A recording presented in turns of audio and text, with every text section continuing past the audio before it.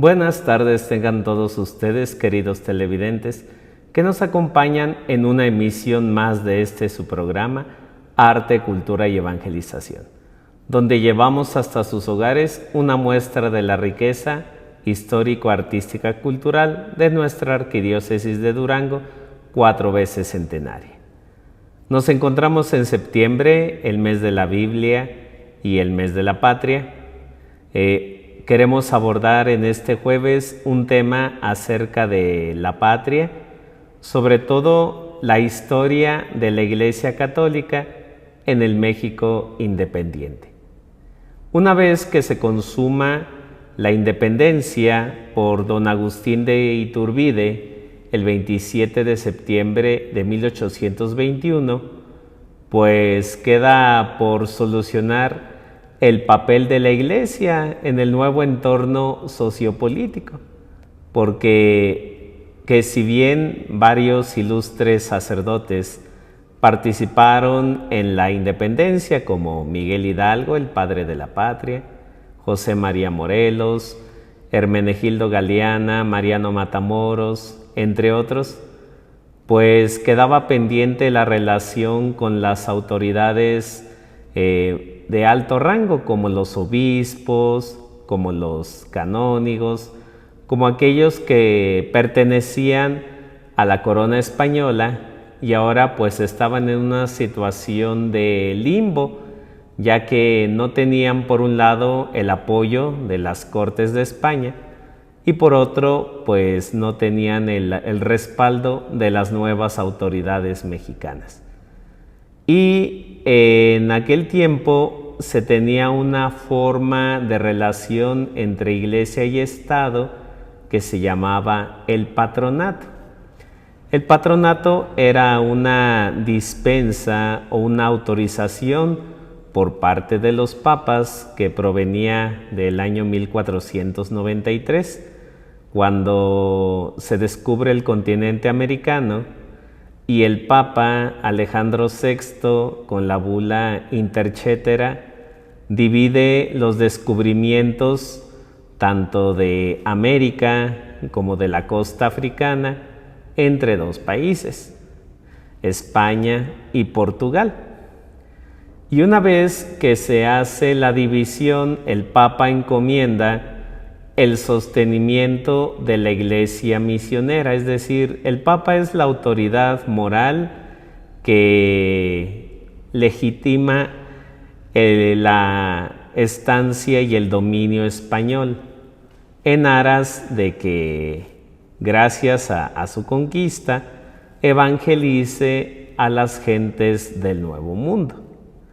Y por ello, ya que la Iglesia no contaba con los recursos suficientes ni los misioneros necesarios para evangelizar esas nuevas regiones, encomienda a los reyes católicos, a Fernando e Isabel y a sus sucesores, el patrocinio de la evangelización. Eso es, en un sentido original, el patronato, que el rey, la reina, ratifiquen o legitimen su presencia en el Nuevo Mundo, apoyando la misión evangélica. Pero esto también conllevaba que el rey y la reina se atribuyeran pues algunos beneficios para uso propio, como el presentar a los obispos o a algunos candidatos para que administraran las parroquias o las diócesis del Nuevo Mundo. Es decir, el Papa no era quien elegía a los obispos de la Nueva España o de México, sino el rey era el que se le presentaban o él buscaba los candidatos y él mismo los elegía mediante un concurso y solamente avisaba al Papa para que se diera por enterado. Pero pues una vez que termina la presencia española en 1821, recordemos que también gracias al Papa Julio II Él permite a los reyes algunos derechos sobre la Iglesia y ciertas obligaciones que en conjunto se conocen como institución del Real Patronato. Bula Universalis Ecclesiae Regiminis del 28 de julio de 1508. Es decir, el patronato por una parte regulaba la presencia española de que no se cometieran abusos, de que no se maltratara inmisericordiamente a los indios, de que se les educara, de que se les tratara bien. Y por otra parte, el rey pues disponía de los diezmos.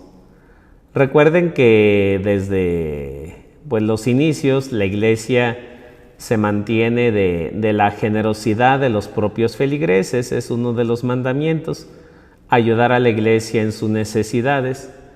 Y el rey pues disponía también 1/3 o 1/8 de ese diezmo, de tal manera que no llegaba la donación completa al Papa, sino que el rey se quedaba con una parte. Por ello, ya una vez que se consuma la independencia, pues la pregunta que se hacen los gobernantes mexicanos es: ¿y ahora qué hacemos con la Iglesia? Pero sobre todo con la tentativa de querer controlar pues tanto los obispos como los diezmos, como las diferentes instituciones y ocupaciones que tendrá la Iglesia. Recordemos, la Iglesia se hace cargo de la educación básica, es quien administra los colegios, se hace cargo de los hospitales, también es quien regula los camposantos, también pues igual manera los matrimonios, etcétera. Todo eso será a cargo de la Iglesia.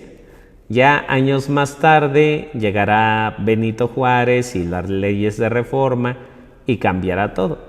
Pero ahorita estamos en el proceso de transición de un virreinato o de una sociedad dominada por un rey y por un virrey para pasar a una democracia. En esta transición, pues en un principio, cuando Agustín de Iturbide declara la independencia junto con Juan de O'Donoghue y Vicente Guerrero, pues él es elegido emperador del primer imperio mexicano. Pero por influencias extranjeras, sobre todo presencia de logias masónicas y algunos otros intereses, pues empieza a presentarse la figura de Iturbide como la de un hombre ambicioso, la de un hombre cruel, que solamente quiere su propio poder, y se cambiará la idea del imperio por la república. Y será aquí donde aparezca pues también uno de los ilustres paisanos de este estado, Guadalupe Victoria, Miguel Ramón Adaucto Álvarez Félix, que será el primer presidente. Sin embargo, para el Papa en turno, pues hablar de democracia no era algo que le agradara, ya que la democracia era vista hasta cierto punto como una insubordinación y resultado de las ideas de la Revolución Francesa.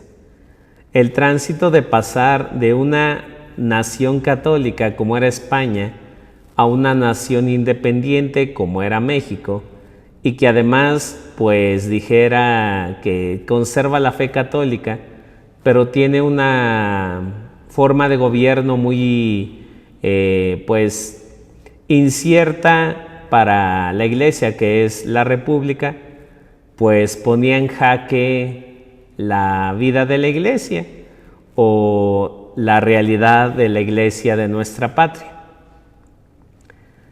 Y así tenemos que el 19 de octubre de 1821 Iturbide le pide al arzobispo de México, don José de Fonte, a quien podrán ver ahí en pantalla, que exponga lo que creyese oportuno para proveer las piezas eclesiásticas y al mismo tiempo estudiar la posibilidad del patronato a la luz de la independencia. Recordemos que la bandera mexicana, el verde simboliza la esperanza, el blanco es la unidad sobre todo de la religión, y el rojo pues la sangre de todos aquellos mártires y combatientes que han derramado por la libertad. La Iglesia tiene la fe de la Iglesia sienta las bases de la unión del nuevo país, y el hecho de que ya la Iglesia ya no tuviera un patrono o alguien que dispusiera sus actividades como lo hacía el rey, pues presentaba la oportunidad de que el nuevo naciente gobierno mexicano se encargara de la Iglesia o fuera el nuevo patrono de la Iglesia. El cabildo metropolitano, el cabildo son los canónigos o como el consejo del arzobispo, en este caso de don José Fonte, hizo notar que una vez siendo proclamada y jurada la independencia de México, y por lo mismo ya separada de España, ya no podía utilizarse el patronato. El rey era el patrono de la Iglesia, pero ya una vez que se ha independizado la nación y la Iglesia del rey, pues ya el rey ya no es el patrono. Y si se quería continuar o si se quería un nuevo patronato, se debía tratar con el sumo pontífice. Es decir, los obispos no podían aceptar por sí mismos la sumisión al nuevo gobierno mexicano. Porque el nuevo gobierno no era nada más el querer estar en unidad, sino sobre todo quería el control, quería el aprovechar lo más que se pudiera para que la Iglesia trabajara en conjunto. Y así, del 4 de marzo al 15 de noviembre de 1822, se reunieron representantes de las diócesis habidas en el país y acordaron que el patronato había cesado, o sea, ya no tenían el dominio del rey, y que para que el gobierno mexicano lo tuviera, se necesitaba concesión de la Santa Sede. Mientras tanto, los ordinarios de cada diócesis podían proveer las necesidades eclesiásticas. Es decir, empieza lo que se irá a ser la separación entre Iglesia y Estado, porque antes de la independencia, Iglesia y Estado trabajaban conjuntamente. Pero ahora, con la independencia, se irá poco a poco dando esa separación. Sin embargo, el poder legislativo, es decir, la Cámara de Diputados, la Cámara de Senadores, sí quería o propugnaba al patronato no como concesión pontificia, o sea, los senadores decían: no necesitamos pedirle permiso al Papa para que nos diga qué hacer con la Iglesia de México, sino como derechos inherentes a la soberanía de la nación. Es decir, la Cámara de Senadores, la Cámara de Diputados, el Poder Legislativo, se sentía con la plena autoridad de disponer qué hacer con la Iglesia, sobre todo en materia jurídica y en las diferentes áreas de competencia eclesiástica. Vemos aquí cómo estaba el territorio en 1824. Si se fijan, todavía están las Californias, California, Baja California, Nuevo México, Texas, Sonora, Chihuahua, es decir, todavía el territorio es extenso y tenía una extensión de 118.478 leguas cuadradas desde California hasta Yucatán. Para el gobierno espiritual de más de 6 millones de almas, en aquel tiempo había 6 millones de habitantes, no estaba tan poblado. Y solamente había en el país 5 obispos. Había 5 obispos que atendían pues todo este extenso territorio. Algunos ya de avanzada edad y cuyas capitales no estaban situadas del mejor modo, es decir, ya vivían en zonas pues muy inaccesibles, muy difíciles de transitar, y algunos ya envejecidos o incluso ya habían muerto. Había 10 diócesis en 1824. En México estaba el arzobispo Pedro José de Fonte, del que vimos una imagen. En Tlaxcala, Puebla, Antonio Joaquín Pérez. En Antequera, Oaxaca, Manuel Isidoro Pérez. En Michoacán había estado vacante por la muerte de Marcos de Moriana. Había muerto Marcos de Moriana en 1809. Fue elegido Monseñor Manuel Abad de Queipo, quien excomulgó a Miguel Hidalgo, pero ya una vez, al poco tiempo de la independencia, don Manuel Abad de Queipo huye del país, así que estaba vacante, ya tenía al menos entre 14 años o un poco menos, sin Dios, sin obispo. Perdón. Chiapas estaba vacante por la muerte de Salvador de San Martín, muerto en 1821. En Guadalajara acababa de fallecer Juan Cruz Ruiz de Cabañas en 1824. En Yucatán estaba Pedro Agustín de Esteves. En Durango estaba Juan Francisco Castañiza.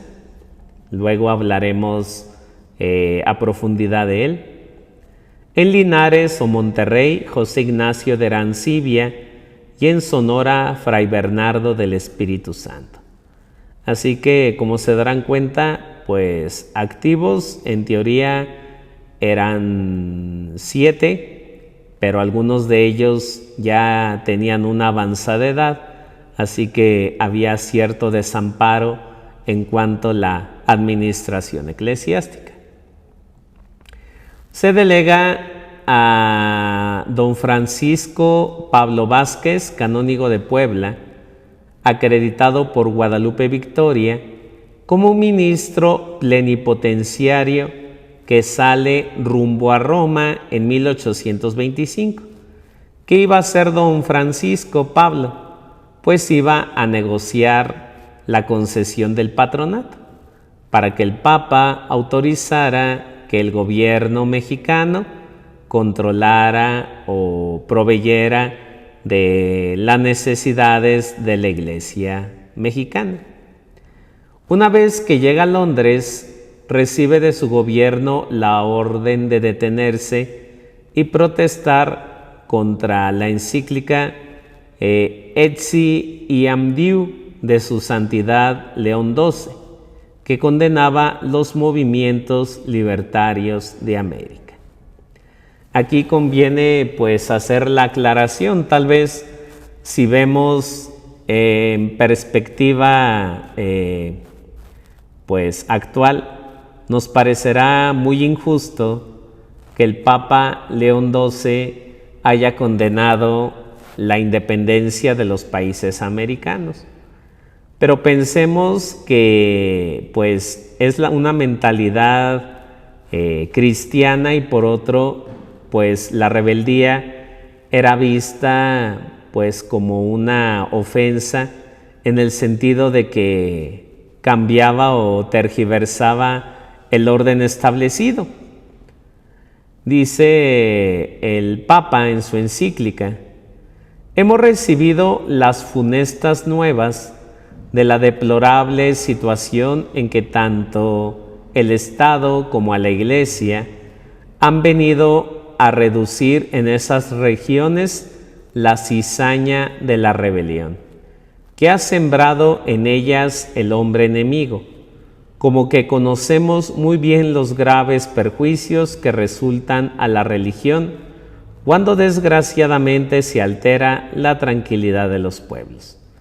Es decir, dice el Papa, estaba la situación en paz, todo el mundo vivía tranquilo, pero esos insurgentes pues vinieron a trastornar esa tranquilidad, así como, utilizando el término evangélico, así como la cizaña que se siembra, han causado graves perjuicios, sobre todo a la religión. Continúa el Papa. Esta encíclica es dirigida a los obispos que quedan en el continente, en América.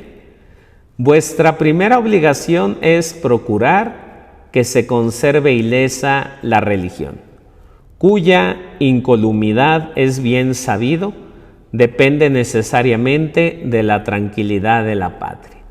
Es decir, desde la perspectiva del Papa, México era una nación católica, creyente, y que por tanto esta revolución ponía en riesgo la unidad de la fe. Como sea, igualmente es cierto que la religión misma es el vínculo más fuerte que une tanto a los que mandan cuanto a los que obedecen, el cumplimiento de sus deberes conteniendo a unos y otros dentro de su respectiva esfera. Conviene estrecharlo más cuando se observa que con la efervescencia de las contiendas, discordias y perturbaciones del orden público, el hermano se levanta contra el hermano y la casa cae sobre la casa. Desde esta perspectiva se nos presenta la idea de que la sociedad está en paz si cada uno conserva su estatus donde le toca, ya sea desde la obediencia y el súbdito o desde el que manda. Pero si el súbdito se quiere rebelar contra el que manda, pues eso ocasiona desde la perspectiva papal discordias, perturbaciones y hace que el hermano se levante contra el hermano. Para nosotros nos puede parecer algo anacrónico e injusto, pero estamos hablando de una persona del siglo XIX que no iba a aceptar de buenas a primeras que se cambiara ya el orden establecido si durante bastante tiempo así había sido. Si durante siglos el que mandaba pues tenía el control y tenía la paz, y ahora el insurgente le quitaba esa paz y ese control, pues no iba a ser bien visto por la autoridad pontificia de decir bienvenido, adelante, ¿no? Y menos aún si la forma de gobierno no era el regalismo o la autoridad imperial, sino una forma de gobierno llamada república, llamada democracia, que ponía en riesgo la unidad de la Iglesia. Es decir, esto nos ayuda a entender por qué no es que el Papa no quisiera pues la libertad, sino que desde una perspectiva de un hombre del siglo XIX, pues la mejor forma de vivir en paz pues era obedeciendo a la autoridad.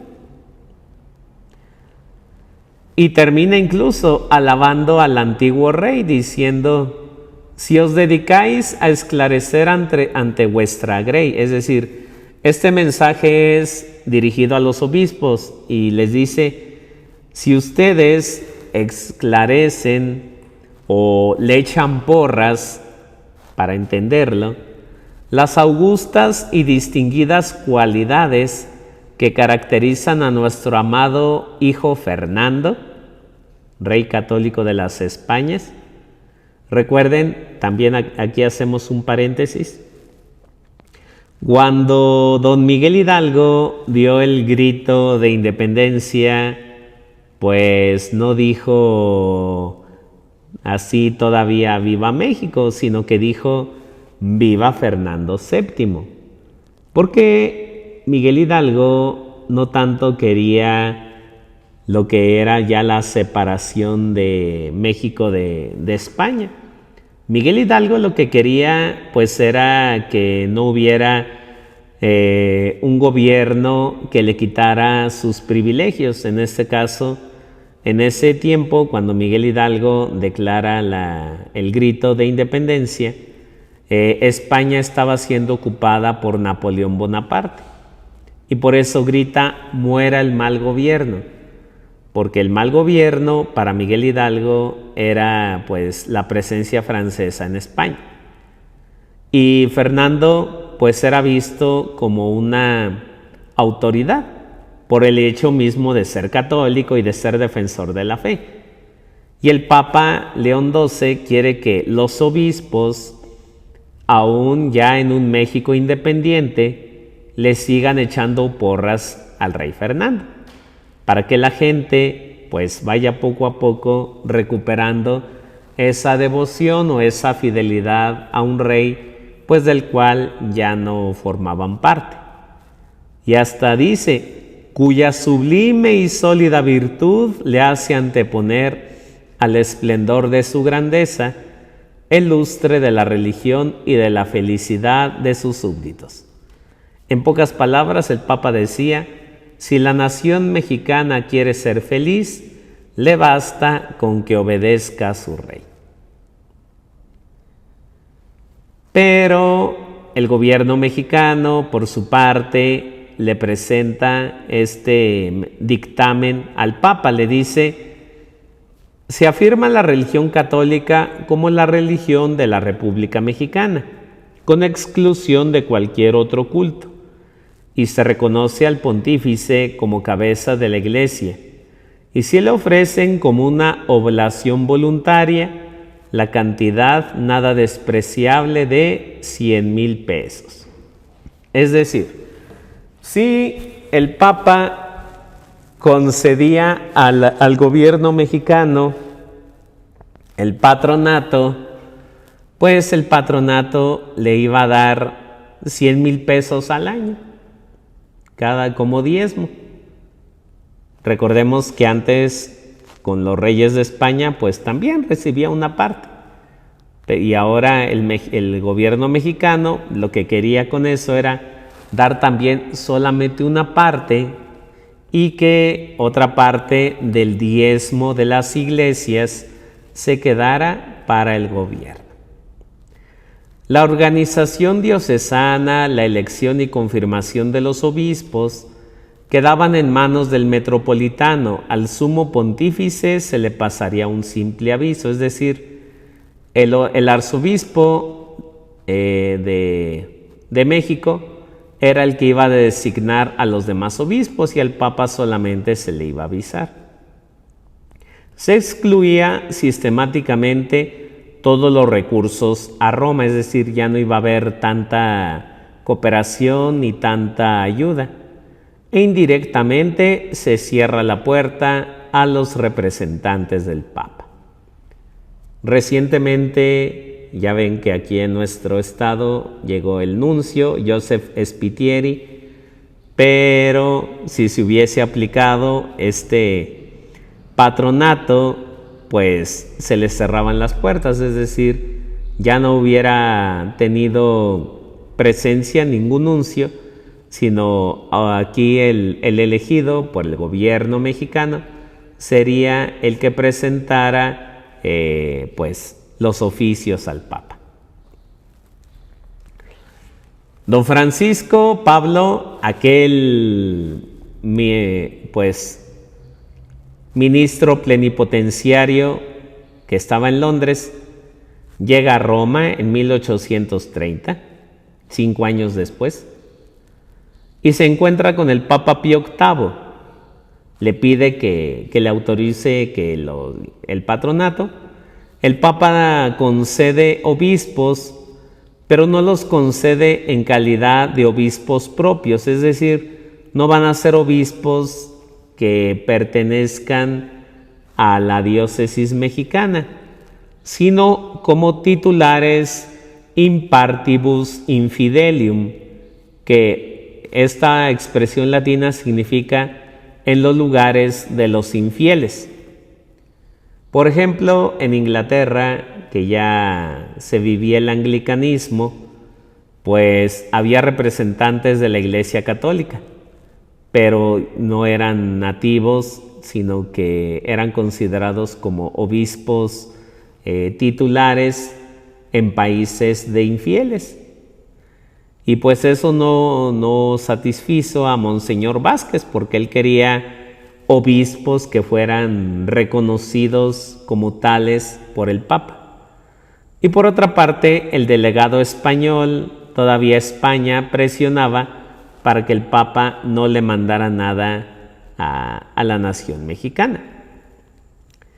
Será hasta con su santidad Gregorio XVI que se llegue a la conciencia de superar el escrupuloso temor de ofender los derechos del rey de España y a la abierta convicción de que tales derechos no deberían ya tenerse en cuenta, puesto que se habían convertido en un obstáculo insoportable para que la Santa Sede cumpliera en su primordial oficio de proveer las necesidades espirituales de los fieles americanos, dándoles los necesarios pastores.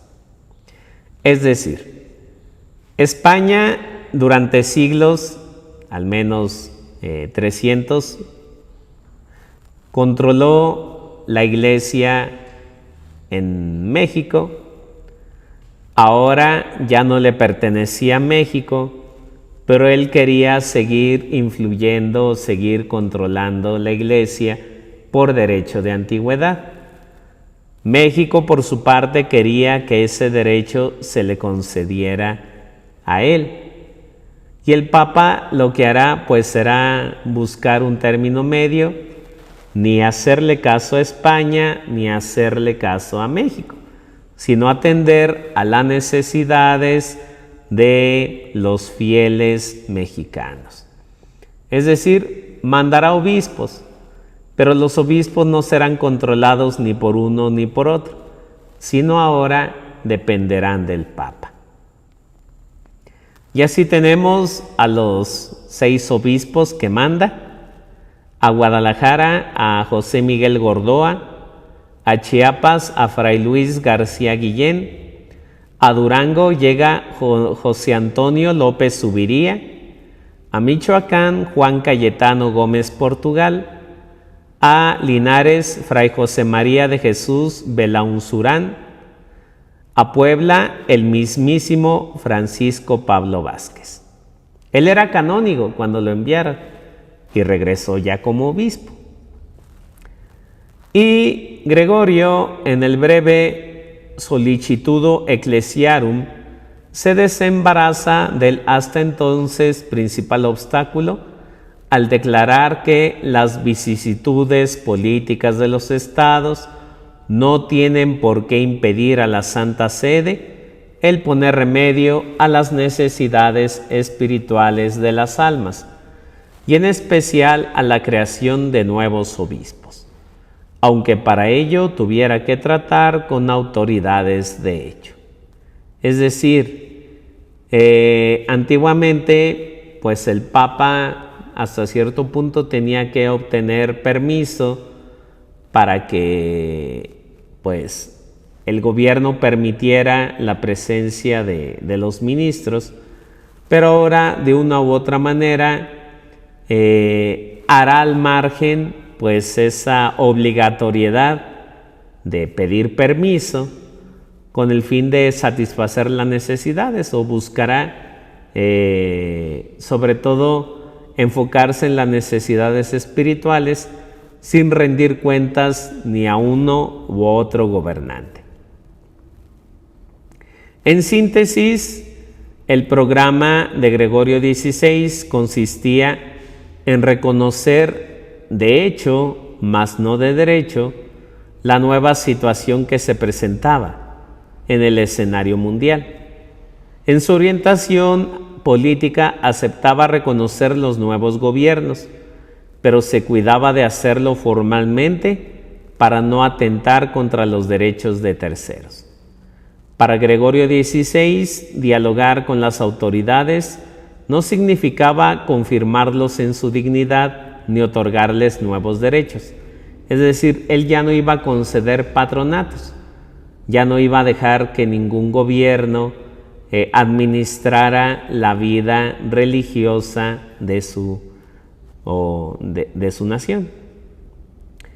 Y con esta aclaración, pues resaltará la prioridad misionera que la Santa Sede debía mantener en tiempo de guerra y de cambio de regímenes de gobierno. ¿Sí? La Santa Sede, de ahí la neutralidad, sobre todo en situaciones de guerra, en situaciones de conflicto. Desde esta orientación misionera y pensando en el futuro de la Iglesia, especialmente en las partes del mundo donde comenzaba a regir un nuevo sistema político, Gregorio optó por vencer el legitimismo y por definir una nueva orientación política de la Santa Sede, la del diálogo con las autoridades de hecho constituidas. En síntesis, pues es un proceso de cambio de mentalidad, porque durante siglos se presentaba al gobierno aristocrático, a la nobleza, como el salvaguarda de la fe. Recordemos que hasta el rey era considerado pues un emisario de Dios. La coronación de un rey, como tal vez lo habrán podido ver en la coronación del rey Carlos III, el actual monarca de Inglaterra, lleva un rito semejante al de la consagración de un obispo. Se le unge la cabeza, se le unge el pecho. Es una ceremonia religiosa, porque no se hace en un recinto político, no se hace en el Senado, sino en la Catedral de Canterbury. Y así pues durante siglos el rey era el salvaguarda de la fe. Y si ya no había rey en México, entonces ¿cómo se aseguraba que iba a haber fe cristiana? ¿Cómo se aseguraba que la Iglesia pues iba a mantener su unidad y todo lo que conllevaba? Entonces Gregorio es donde concede pues que haya obispos, pero manteniendo su sana distancia incluso con el gobierno. Por ello habrá la presencia de la Iglesia, pero no tendrá pues una personalidad jurídica. Esta la adquirirá hasta 1992. Seguirá habiendo presencia eclesial, pero no se reconocerán mutuamente como entidades gubernamentales. Ojalá que pues haya sido de su agrado esta breve exposición. Si alguien desea consultar, ahí se le puede proporcionar el material, o incluso también hay libros sobre la historia de la Iglesia y las relaciones con el Vaticano. Tenemos también historia de la Iglesia de el profesor Manuel Olimón Nolasco, y diferentes obras del padre José Gutiérrez Casillas, del padre Mariano Cuevas, en fin, La historia de la Iglesia en México es una historia muy apasionante y sobre todo el siglo XIX es uno de las épocas menos estudiadas, pero que también tiene profunda riqueza. Esperemos que esto suscite en ustedes su deseo de investigar, de conocer, de descubrir más de esta historia. Hoy terminamos esta etapa del mes patrio. Ya posteriormente abordaremos el mes de la Biblia.